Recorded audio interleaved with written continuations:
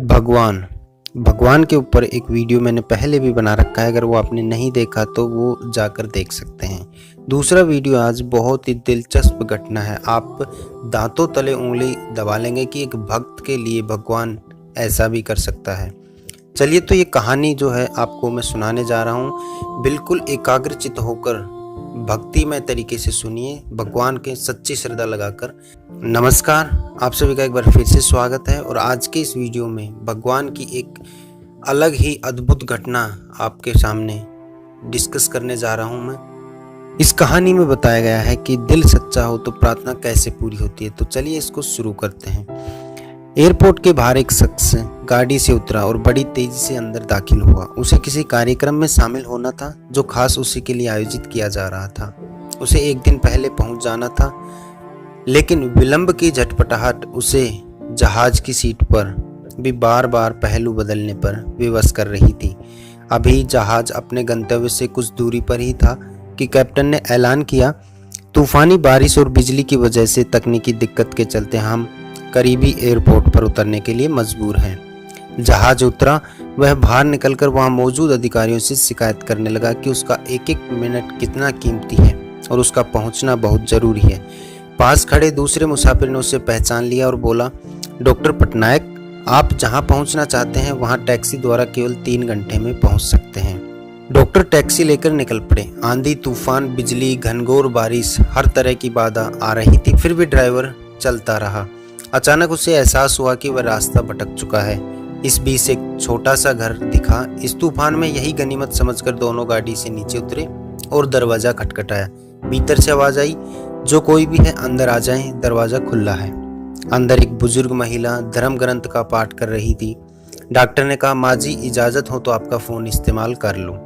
बुजुर्ग मुस्कुराई और बोली, बेटा कौन सा फोन? यहाँ ना तो बिजली है और ना ही फोन है, लेकिन तुम बैठो, सामने पानी है, खाने के लिए भी कुछ फल भी हैं। डॉक्टर ने शुक्रिया अदा किया और पानी पीने लगे। बुजुर्ग अपने पाठ में फिर से लीन हो चुकी थी। तभी डॉक्टर की नजर पड़ी कि एक बच्चा कंबल में लिपटा पड़ा था, जिससे बुजुर्ग महिला थोड़ी थोड़ी देर में थपथपा देती थी। बुजुर्ग महिला का पाठ पूरा हुआ तो डॉक्टर ने कहा, माँ जी आपके स्वभाव और एहसान ने मुझ पर जादू कर दिया है। आप मेरे लिए भी प्रार्थना कर दीजिए ना, कि यह मौसम साफ हो जाए। मुझे उम्मीद है कि आपकी प्रार्थना जरूर कबूल होती होंगी। वृद्धा ने जवाब दिया, मैंने तुम्हारे लिए भी प्रार्थना की है। परमात्मा का शुक्र है कि उसने मेरी हर प्रार्थना सुनी है। बस एक प्रार्थना और मैं जो उनसे कर रही हूँ, वह चाहेगा तो उसे भी कबूल कर लेगा। डॉक्टर ने बड़े आश्चर्य से पूछा, कौन सी प्रार्थना? बुजुर्ग महिला बोली, ये जो 2 साल का बच्चा है, ये मेरा पोता है। ना इसकी माँ जिंदा है और ना ही इसका बाप जिंदा है। यहाँ के डॉक्टर कहते हैं कि इसके रोग का इलाज वो नहीं कर सकते। कहते हैं कि एक नामी डॉक्टर है, उसका नाम डॉक्टर पटनायक है, वे ही इस ऑपरेशन को कर सकते हैं। लेकिन मैं बुढ़िया कहाँ उस डॉक्टर तक पहुँच सकती हूँ? लेकर जाऊँ भी तो पता नहीं देखने को राजी होंगे भी या नहीं। बस ऊपर वाले से यही दुआ मांग रही हूँ कि वह मेरी मुश्किल आसान कर दे।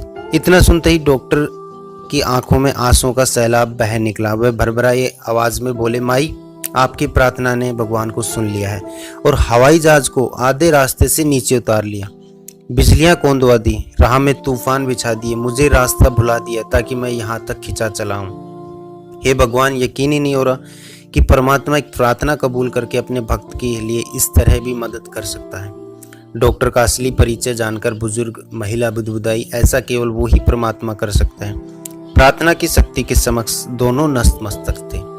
चलिए दोस्तों, तो ये कहानी आपको कैसी लगी? भगवान का जो अस्तित्व इस कहानी में बताया गया है और यह रियल घटना से रिलेटेड है, तो आप इस कहानी का अच्छा पार्ट जो आपको लगा हो कमेंट बॉक्स में बताइए। और ऐसी और कहानियाँ प्राप्त करने के लिए एक छोटा सा कमेंट कर दीजिए मोर, उसी के द्वारा आपको नई कहानियाँ मिलती जाएंगी।